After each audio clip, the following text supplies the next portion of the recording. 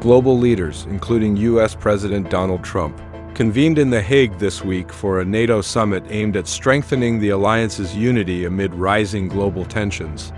One of the key subjects discussed during the summit was the escalating conflict between Israel and Iran. At a joint press briefing, NATO Secretary General Mark Rutte and President Trump provided their perspectives on the intensifying Middle East crisis, reflecting the international community's concern over the fragile situation. President Trump drew a controversial analogy between the two nations, likening them to two kids in a schoolyard. He remarked that the conflict between Israel and Iran often becomes so volatile that attempts to intervene prematurely might prove ineffective. They fight like hell. You can't stop them. Let them fight for about 2-3 minutes. Then it's easier to stop them, Trump stated. The U.S. president's metaphor underscored the challenges facing diplomatic efforts in curbing hostilities between the two longtime adversaries. His remarks hinted at a strategy of calculated patience, suggesting that certain confrontations may need to unfold partially before meaningful intervention can succeed. Trump's language drew attention earlier in the week when he used strong words in reference to both Iran and Israel.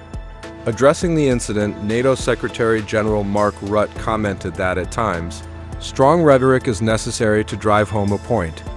And then Daddy has to sometimes use strong language, Rutte said, echoing the sentiment that tough talk can be part of high-stakes diplomacy.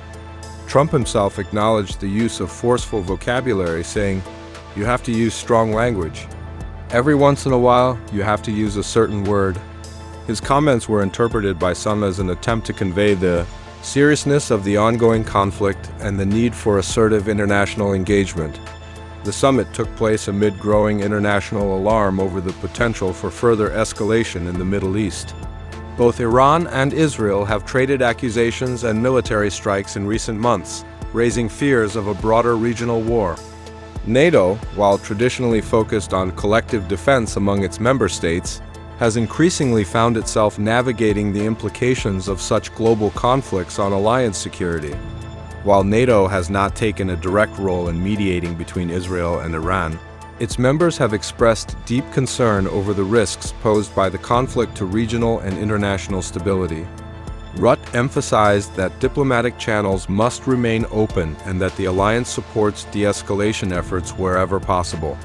The NATO summit continues this week, with additional discussions scheduled around global security, military readiness, and transatlantic cooperation.